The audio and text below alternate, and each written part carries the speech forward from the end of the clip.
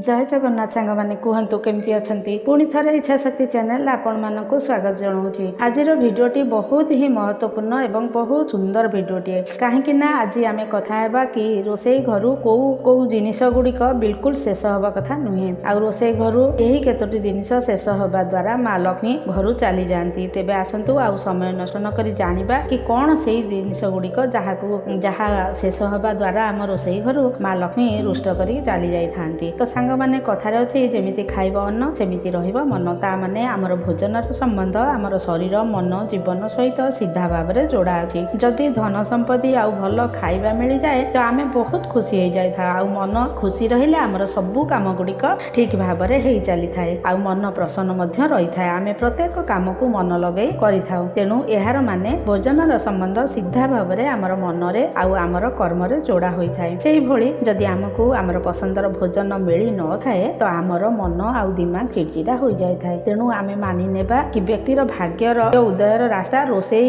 घर ठारू ही आरंभ होई थाए। भगवान न करंतु कि आपणक रोसई घर यही जिनिस गुड़िक केबे भी खत्म हो बा शेष हो। कहा जाए जदि रोसई घर यही सब जिनिस कम हो जाए थाए तो से घर को गरीबी आसी जाए थाए। घरर मुखिया रास्ता ऊपर को आसी जाई थांती। बर्बादी सदा सर्वदा लागी रही थाए। सेइथिपई आपणक रोसई घरे भल भाव देखि नियंतु कि एई भिडियो रे दिया जाइथिबा जिनिस गुड़िक अछि ना नाही। जदि नाही तो आज एई भिडियोटी देखि सारला परे एही जिनिस रोसई घरे आनी निश्चय रखि दियंतु। केतेक लोक रोसई घरे एई सब जिनिस न रखिबा कारणरू आज गरीबीर शिकार हेउछंती। भगवान नाराज हो जाउछंती, लक्ष्मी छाड़ी चली जाउछंती आउ केबे भी मध्य घर पछकु मोड़ी देखु नाहंती। सेइथिपई एही जिनिस गुड़िक प्रत्येक घरे रहिबा निहाती आवश्यक। भिडियोटी आरंभ करिबा पूर्वरु आपण मानकु अनुरोध प्रथमे पूरा भिडियोटी को भल भाव में शुणु आ बुझंतु आ भल लगिले लाइक करंतु आ कमेंट रे जय मां अन्नपूर्णा लिखि चैनल टी को सब्सक्राइब करंतु। हाँ सांग माने जदि आपण मानकर सांग मानकर भल चाहुचंती तेबे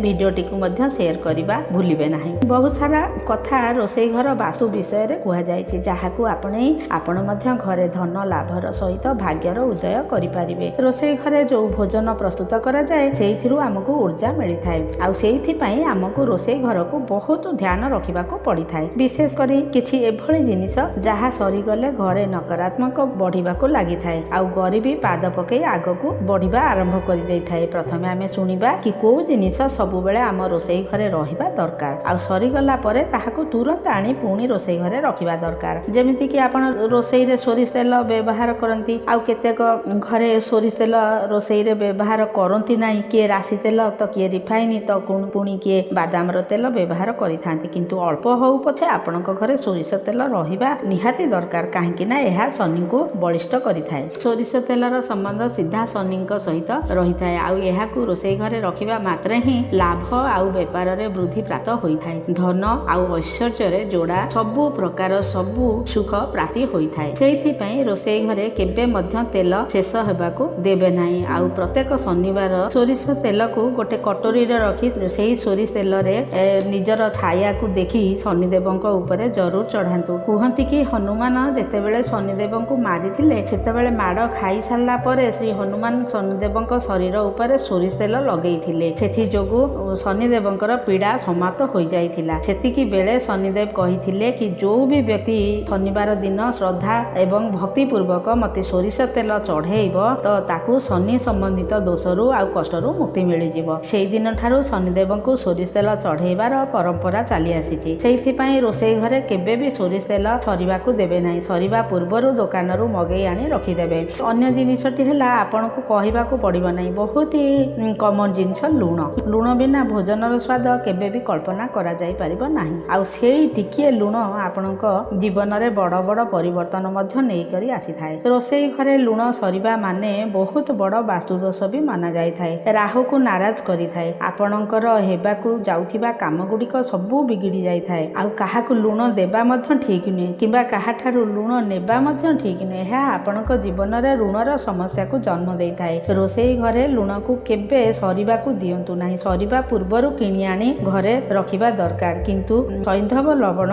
कथा कहिबाकू गले आजिकाली लोक माने बहु परिमाण रे सैंधव लवणर व्यवहार करिलेनी। एहाकू शनिदेवक सहित जुड़ा हुआ माना जाई थाए। जदि आपण कोनोसी करूथिबा अनुष्ठान किंबा प्रतिदिन भोजन रे सैंधव ଲବଣ ବ୍ୟବହାର କରୁଛନ୍ତି ତ ଏହା ଆପଣଙ୍କୁ ଜୀବନରେ ଅନୁଶାସନ ଆଉ ସ୍ଥିରତା ଆଣି ଦେଇଥାଏ। ତେଣୁକରି ସାଙ୍ଗମାନେ ସୈନ୍ଧବ ଲୁଣ ବ୍ୟବହାର ଖାସ କରି ଅନୁଷ୍ଠାନ ମାନଙ୍କରେ ମଧ୍ୟ କରାଯାଇଥାଏ। ଏହା ଖାଲି ରାହୁଙ୍କର ଖରାପ ପ୍ରଭାବକୁ କମ କରିନଥାଏ, ତା ସହିତ ଶନିଙ୍କର ଖରାପ ପ୍ରଭାବକୁ ଦୁଷ୍ପ୍ରଭାବକୁ ଘରକୁ ସକାରାତ୍ମକ ଉର୍ଜା ବନେଇ ଦେଇଥାଏ। ସେଇଥିପାଇଁ ଆପଣଙ୍କୁ ସଦାସର୍ବଦା ଆପଣଙ୍କ ରୋଷେଇ ଘରେ ସୈନ୍ଧବ ଲବଣ ରଖିବା ନିହାତି ଆବଶ୍ୟକ। ଏବେ ଆସନ୍ତୁ ଜାଣିବା ଆଉ ଗୋଟେ ମହତ୍ୱପୂର୍ଣ୍ଣ ଜିନିଷ ବିଷୟରେ। ଅଟା ଆମର ଭୋଜନର ମୁଖ୍ୟ ଆଧାର। ଯଦି ଘରେ ଅଟା ସମାପ୍ତ ହୋଇଯାଏ ତ ଏହା ବାସ୍ତୁ ଅନୁସାରେ ବହୁତ ଅଶୁଭ ମନା ଯାଇଥାଏ। କୁହାଯାଏ କି ଘରୁ ଅଟା ଶେଷ ହେବା ଦ୍ୱାରା ଲକ୍ଷ୍ମୀ ମାତା ନାରାଜ ହୋଇ ଚାଲିଯାଆନ୍ତି। ସେଇଥିପାଇଁ ରୋଷେଇ ଘରେ ଅଟା କେବେ ବି ଖାଲି ହେବାକୁ ଦେବେ ନାହିଁ। ଆଉ ହଁ, ଗହମ ସହିତ ଟିକେ ତୁଳସୀ ପତ୍ର ଆଉ ଚଣା ଡାଲି ମିଶେଇ ବା ସୋଲା, ଯାହାକୁ ଆମେ କଳା ସୋଲା ବୋଲି କହୁ, ତାକୁ ମିଶାଇବା ଦ୍ୱାରା ଏହାର ଶୁଭ ପ୍ରଭାବ ଘର ଉପରେ ପଡ଼ିଥାଏ। ବିଶେଷ କରି ଶନିବାର ଦିନ ଅଟା ପେଷିବା ଆଉ ସେଥିରେ ଚଣା ମାନେ ସୋଲା ମିଶାଇବା ବାସ୍ତୁ ଅନୁସାରେ ବହୁତ ଲାଭକାରୀ ହୋଇଥାଏ। ଏବେ ଆସନ୍ତୁ ଜାଣିବା ଚାଉଳ ବିଷୟରେ। ଚାଉଳ ସନାତନ ଧର୍ମରେ ଅକ୍ଷତ ରୂପରେ ପୂଜା କରାଯାଇଥାଏ। ଅକ୍ଷତର ମାନେ ଯାହା ଭାଙ୍ଗି ନଥାଏ, ଖଣ୍ଡିତ ହୋଇନଥାଏ, ଏହା ପୂର୍ଣ୍ଣତାର ପ୍ରତୀକ ହୋଇଥାଏ। ଆଉ ପ୍ରତ୍ୟେକ ଦେବୀ ଦେବତାଙ୍କର ପୂଜାରେ ଅକ୍ଷତର ଉପଯୋଗ ମଧ୍ୟ ହୋଇଥାଏ। ଚାଉଳର ସମ୍ବନ୍ଧ ସିଧା ଚନ୍ଦ୍ରମା ସହିତ ଯୋଡ଼ି ହୋଇଥାଏ। ଚନ୍ଦ୍ରମା ମନର କାରକ ଗ୍ରହ, ଆଉ ଚାଉଳ ଆମର ମାନସିକ ସନ୍ତୁଳନକୁ ଠିକ ରଖିବାରେ ସହାୟକ ହୋଇଥାଏ। ସେଇଥିପାଇଁ ରୋଷେଇ ଘରେ ଚାଉଳ ରଖିବା ନିହାତି ଦରକାର। ଯଦି ଘରେ ଚାଉଳ ଶେଷ ହୋଇଯାଇଛି, ସରିଯାଇଛି, ତ ଏହା ଚନ୍ଦ୍ରମା କମଜୋର ହେବାର ସଂକେତ ଦେଇଥାଏ, ଯୋଉ କାରଣରୁ ମାନସିକ ଆଉ ପାରିବାରିକ ସମସ୍ୟା ବଢିପାରେ। ତା ଛଡା ଏହା ଶୁକ୍ର ଗ୍ରହ ସହିତ ମଧ୍ୟ ଯୋଡ଼ା ହୋଇଥାଏ, ଯାହା ଆମ ଜୀବନରେ ଐଶ୍ୱର୍ଯ୍ୟ, ସୁନ୍ଦରତା ଆଉ ବିଳାସତାର କାରକ ହୋଇଥାଏ। ସେଇଥିପାଇଁ ରୋଷେଇ ଘରେ କେତେବେଳେ ଚାଉଳ ଶେଷ ହେବାକୁ ଦିଅନ୍ତୁ ନାହିଁ। ଏବେ କଥା ହେବା ହଳଦୀର। ହଳଦୀ ଭାରତୀୟ ରୋଷେଇ ଘରର ଏକ ଅଭିନ୍ନ ଅଙ୍ଗ। ଆୟୁର୍ବେଦରେ ହଳଦୀକୁ ଔଷଧ ରୂପରେ ମନାଯାଇଛି, ଯିଏକି ଶରୀରକୁ ରୋଗମୁକ୍ତ ରଖିଥାଏ। ହଳଦୀର ସମ୍ପର୍କ ଗୁରୁ ଗ୍ରହ ସହିତ ହୋଇଥାଏ, ଆଉ ଜ୍ଞାନ, ଧନ ଆଉ ସମୃଦ୍ଧିର କାରକ ମଧ୍ୟ ହୋଇଥାଏ। ଯଦି ଆପଣଙ୍କ ଘରେ ହଳଦୀ ସରିଯାଇଛି ବା ସରିଯିବ ତ ଏହା ଗୁରୁ ଗ୍ରହର ଅଶୁଭ ପ୍ରଭାବର ସଂକେତ ଦେଇଥାଏ, ଯାହା ଜୀବନରେ କେତେ ଗୁଡ଼ିଏ ସମସ୍ୟାର କାରଣ ମଧ୍ୟ ହେଇପାରେ। ପୂଜା ପାଠରେ ମଧ୍ୟ ହଳଦୀର ଅତ୍ୟଧିକ ମହତ୍ଵ ଅଛି। ବିଶେଷ କରି ଗୁରୁବାର ଦିନ ହଳଦୀର ଦାନ କିମ୍ବା ତାର ଉପଯୋଗ ବିଶେଷ ଶୁଭ ମନା ଯାଇଥାଏ। ସେଇଥିପାଇଁ ରୋଷେଇ ଘରେ ହଳଦୀ କେବେ ବି ଶେଷ ହେବା ପାଇଁ ଦେବେ ନାହିଁ। ଆଉ ଗୋଟେ ଜରୁରୀ ଜିନିଷ ହେଉଛି ମହୁର ବାସ୍ତୁ ଆଉ ଜ୍ୟୋତିଷ ଶାସ୍ତ୍ରରେ ବିଶେଷ ମହତ୍ଵ ଅଛି। ଏହା ସୂର୍ଯ୍ୟ ଆଉ ମଙ୍ଗଳ ଗ୍ରହ ସହିତ ଯୋଡ଼ା।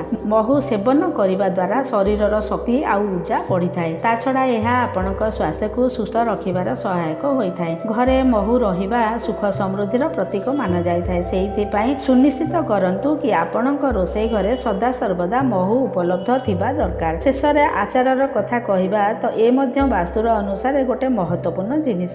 ଆଚାର ସମ୍ପର୍କ ଶନି ଆଉ ରାହୁ କେତୁ ଗ୍ରହ ସହିତ ଅଛି। ରୋଷେଇ ଘରେ ଆଚାର ଶେଷ ହୋଇଯିବା ବାସ୍ତୁ ଦୋଷର କାରଣ ହୋଇଥାଏ, ଆଉ ଘରେ ନକାରାତ୍ମକ ଉର୍ଜାର ପ୍ରଭାବ ବଢିଥାଏ। ସେଇଥିପାଇଁ ଘରେ ସବୁବେଳେ ଆଚାର ନିହାତି ରଖିବା ଦରକାର। ତ ସାଙ୍ଗମାନେ, ଏହି ସବୁ ଜିନିଷ ଆପଣଙ୍କ ରୋଷେଇ ଘରେ ସବୁବେଳେ ରହିବା ଦରକାର। ଏହି ସବୁ ଜିନିଷ ଗୁଡାକୁ କେତେବେଳେ ବି ଶେଷ ହେବାକୁ ଦେବେ ନାହିଁ, ଆଉ ସରିଲା ପୂର୍ବରୁ ଆଣି ଘରେ ରଖିଦେବେ। ଏହି ସବୁ ଜିନିଷ ନା କେବଳ ଆପଣଙ୍କ ସ୍ୱାସ୍ଥ୍ୟ ପାଇଁ ଆବଶ୍ୟକୀୟ, ଖାଲି ସେତିକି ନୁହେଁ, ବରଂ ଏହା ଆପଣଙ୍କ ଘରର ସୁଖ ସମୃଦ୍ଧି ଆଉ ବାସ୍ତୁ ଦୋଷରୁ ମଧ୍ୟ ରକ୍ଷା କରିଥାଏ। ଯଦି ଏହି ଭିଡ଼ିଓରୁ ଆପଣଙ୍କୁ କିଛି ନୂଆ କଥା ଜାଣିବାକୁ ମିଳିଲା ତ କୃପା କରି ନିଶ୍ଚୟ ଏହି ଭିଡ଼ିଓଟିକୁ କମେଣ୍ଟରେ ମା ଅନ୍ନପୂର୍ଣ୍ଣା ବୋଲି ଲେଖିବେ। ତା ସହିତ ଭିଡ଼ିଓଟିକୁ ଲାଇକ୍ କରି ମୋର ଚ୍ୟାନେଲଟିକୁ ସବସ୍କ୍ରାଇବ୍ କରିବେ, ଯାହାଫଳରେ ମୁଁ ଆପଣଙ୍କ ପାଇଁ ଏଇଭଳି ମହତ୍ୱପୂର୍ଣ୍ଣ ଜାଣିବା କଥା ଗୁଡ଼ିକ ଆଣିପାରିବି। ସେତେବେଳେ ଯାଏ ଆପଣ ଆପଣଙ୍କର ଧ୍ୟାନ ରଖନ୍ତୁ, ଖୁସି ରୁହନ୍ତୁ, ବ୍ୟସ୍ତ ରୁହନ୍ତୁ, ଆଉ ସଦାସର୍ବଦା ସୁସ୍ଥ ରୁହନ୍ତୁ। ଜୟ ଜଗନ୍ନାଥ।